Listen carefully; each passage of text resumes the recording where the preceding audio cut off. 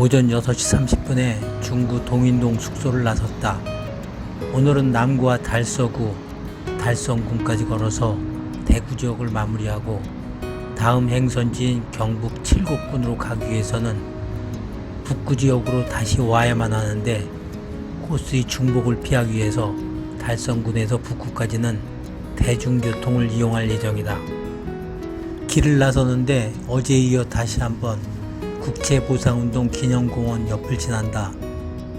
국채보상운동은 대구에서 시작돼 전국으로 번진 애국애족운동인데 1907년 일제가 대한제국을 경제적으로 지배하기 위해 강제로 빚을 지게 해 탄압하자 남자들은 담배를 끊고 여자들은 폐물을 팔아서 나라 빚을 갚아 국권을 회복하자는 운동이었다고 한다.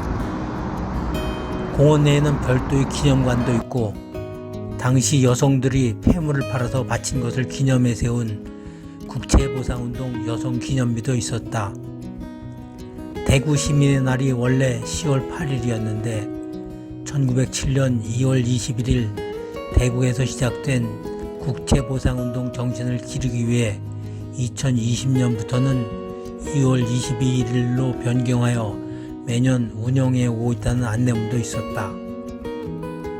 어제 대구시청과 중구청을 들렀을 때 보니 청사 부지가 의외로 매우 좁았다.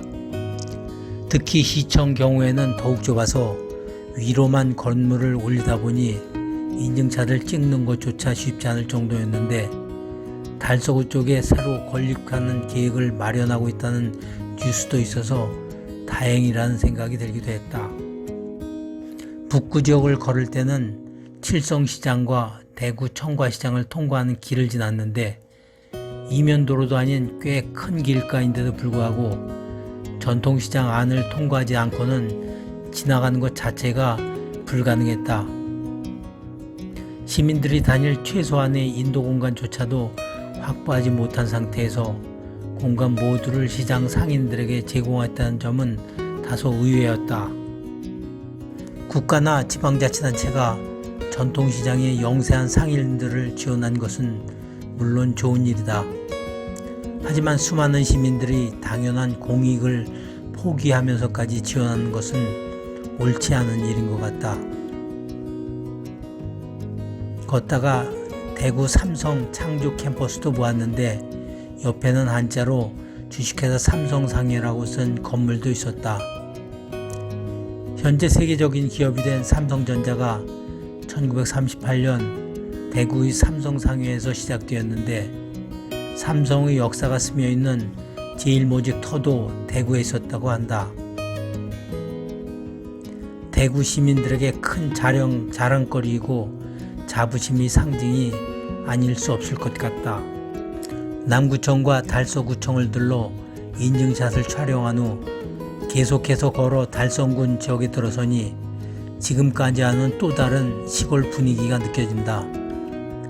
한동안 쉴만한 휴식 공간이 보이지 않아 걷기만 했는데 옥포읍을 지날 때 적당한 버스 정류소가 있어서 잠시 쉬어갔다. 한동안 땀 흘리면서 걷다가 무거운 배낭과 모자, 두건, 장갑, 토시, 신발, 양말을 차례로 벗고 맨발마저 땅바닥에 내려오니 날아갈 듯하다.